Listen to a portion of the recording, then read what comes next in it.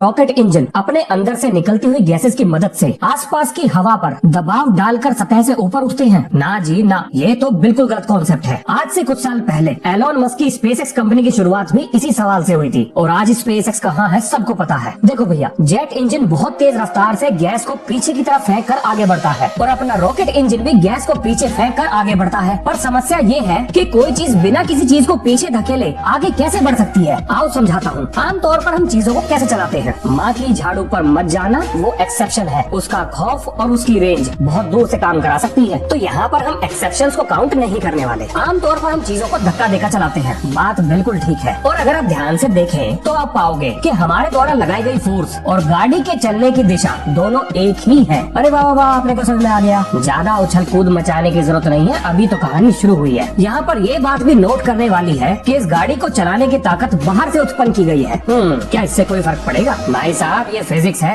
हर चीज से फर्क पड़ता है। अब अपने खुरापाती दिमाग में ख्याल आ रहा है, क्यों ना इस गाड़ी के ऊपर हम बैठ जाएं और तब इसे चलाने की कोशिश करें। और ये लो जी, दीवार को धक्का देकर हमने गाड़ी को चला लिया। लेकिन इस बार हमारे द्वारा लगाई गई ताकत और गाड़ी के चलने की दिशा दोनों अलग अलग है, जिसके लिए हम धन्यवाद दे सकते हैं न्यूटन चचा के द्वारा बनाए गए मोशन के तीसरे नियम को, यानी लॉ ऑफ एक्शन रिएक्शन। तो दीवार ने वापस उतनी ही ताकत इस पर लगा दी और क्योंकि ये गाड़ी पर बैठा हुआ था तो इसके साथ साथ वो ताकत गाड़ी पर भी लग गई और चल पड़ी अपनी गाड़ी आगे की तरफ। चलो जी, ये दीवार तो रुकी हुई थी एक जगह, और अगर इस दीवार के नीचे पहिए लगा दिए जाए तो क्या तब भी न्यूटन का नियम काम करेगा? चलो पता करते हैं। हाँ जी, न्यूटन का नियम तब भी काम करेगा। लेकिन यहाँ पर हमने दीवार को धक्का देकर अपनी गाड़ी को चलाया और एक रॉकेट किस पर धक्का लगा रहा है? और बात बिल्कुल ठीक है, लेकिन वीडियो के शुरुआत में तो मैंने ये कहा था कि रॉकेट अपने एग्जॉस्ट से निकलने वाली गैसेस से आसपास की हवा पर धक्का नहीं लगाता। तो इसका मतलब ये हुआ कि बिना किसी चीज को धक्का दिए हमें चलानी है अपनी गाड़ी। अगर मैं रेत के कुछ बोरों को इस गाड़ी पर रख दूं और बैठकर उन्हें एक एक करके फेंकूं तो भी अपनी गाड़ी चलती है। अगर आप ध्यान से देखो तो बोरों को फेंकने वाला इंसान, गाड़ी और बोरे तीनों एक ही सिस्टम का पार्ट है, यानी किसी भी बाहरी चीज पर कोई भी ताकत नहीं लगाई जा रही, लेकिन फिर भी गाड़ी आगे की तरफ चल रही है। लेकिन न्यूटन का नियम अभी भी काम कर रहा है। हमारे द्वारा किया जाने वाला एक्शन ही रिएक्शन फोर्स को जनरेट कर रहा है। इन रेत के बोरों का मास तो बहुत ज्यादा था। क्या हो अगर हम हल्के मास की किसी चीज की मदद से इस गाड़ी को चलाएं, जैसे कि हवा।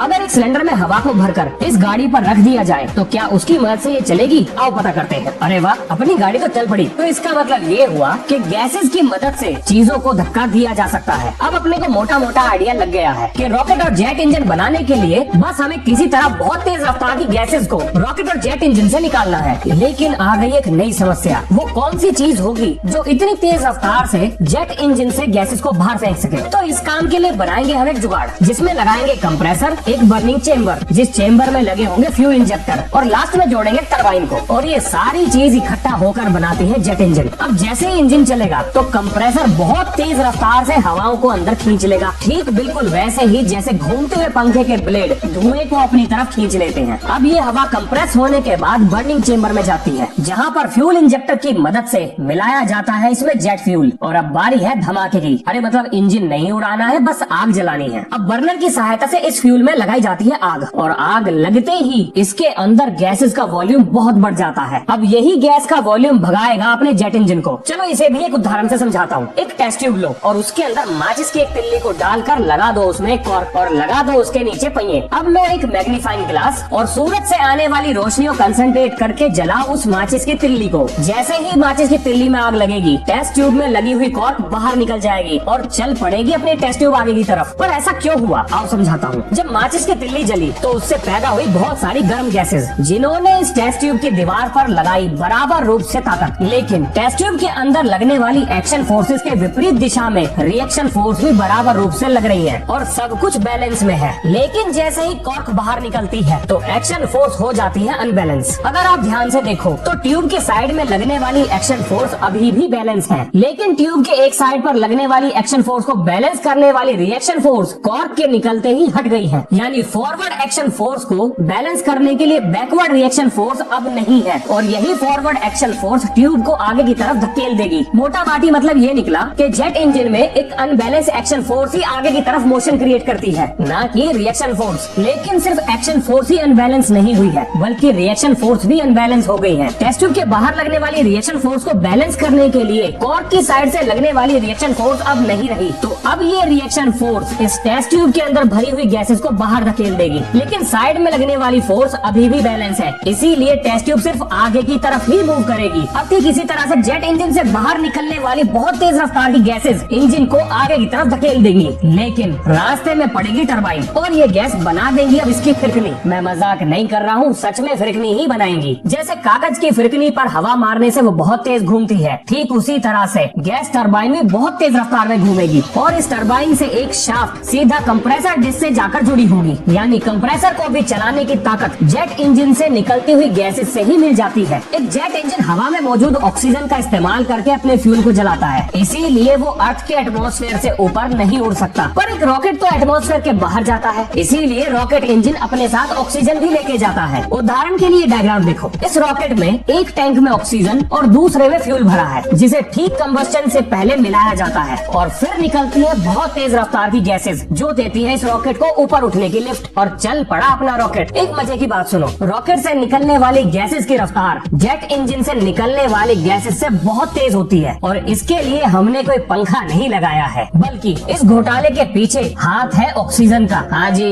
यहीं से आ रही है सारी ताकत। एक उदाहरण से समझो, ये है ऑक्सीजन और एसिटिलीन की गैस टॉर्च और इस समय इसके फ्यूल को एटमॉस्फेयर की ऑक्सीजन की मदद से जलाया जा रहा है। कोई दिक्कत नहीं, यहाँ तक सब ठीक है। पर जरा सोचो, अगर हम इस टॉर्च में प्योर ऑक्सीजन की सप्लाई चालू कर दें तो क्या होगा। चलो इस एक्सपेरिमेंट पे भी हाथ साफ करते हैं। प्योर ऑक्सीजन की सप्लाई देते ही अपने टॉर्च से निकलने वाला फ्लेम आ गया है जोश में। अब यहाँ पर प्योर ऑक्सीजन ने फ्यूल के जलने की गति और उससे निकलने वाली ऊर्जा को बहुत बढ़ा दिया है और अपने को यही तो चाहिए था। पर कुछ रॉकेट में तो सॉलिड फ्यूल का इस्तेमाल किया जाता है, तो उन्हें उनकी ऑक्सीजन कहाँ से मिलती होगी। दिवाली के रॉकेट तो उड़ाए होंगे, वो भी तो सॉलिड फ्यूल पे काम करते हैं। एक उदाहरण से समझो, यहाँ पर हम चारकोल और सल्फर को पोटेशियम नाइट्रेट के साथ मिला रहे हैं, मतलब 3 सॉलिड का मिक्सचर। अब अपने पोटेशियम नाइट्रेट में ऑक्सीजन की भरपूर मात्रा है और इन तीनों के मिक्सचर को ही गन पाउडर कहा जाता है और इस गन पाउडर को इलेक्ट्रिकली इग्नाइट किया जा सकता है। अब आज के मॉडर्न रॉकेट में गन पाउडर का इस्तेमाल तो नहीं करते, लेकिन उससे बेहतर विकल्प हमारे पास मौजूद है और यही केमिकल फ्यूल और ऑक्सीजन की सप्लाई देते हैं। लेकिन यहाँ एक सवाल दिमाग में आता है, अगर हम ज्यादा फ्यूल का इस्तेमाल करें तो रॉकेट की ताकत बढ़ जानी चाहिए। बात बिल्कुल ठीक है, लेकिन ऐसा करने से रॉकेट का वजन भी बढ़ जाएगा। तो इस समस्या को कैसे दूर करें, क्योंकि अगर इस समस्या को दूर नहीं करा तो ये ऊपर जाते हुए रॉकेट की रफ्तार को घटा देगी और हमारा काम नहीं हो पाएगा। तो इस काम के लिए बहुत सारे रॉकेट इंजन को एक के ऊपर एक लगाकर इस्तेमाल किया जाता है, जिसे हम रॉकेट स्टेजेस के नाम से जानते हैं। अब सबसे नीचे वाला रॉकेट इंजन सबसे पहले चलाया जाता है और उसके फ्यूल खत्म होने के बाद वो रॉकेट से अलग हो जाएगा और दूसरा इंजन स्टार्ट होगा। अब इस तरह से रॉकेट का ओवरऑल वजन भी घट जाएगा और उसे जरूरी रफ्तार भी मिल जाएगी। जेट्स और रॉकेट इंजन बहुत ही कॉम्प्लेक्स मशीनरी है, लेकिन इनका वर्किंग प्रिंसिपल बिल्कुल एक बेसिक से सिद्धांत पर काम करता है और वो सिद्धांत हमें दिया था न्यूटन चाचा के मोशन के 3rd नियम ने,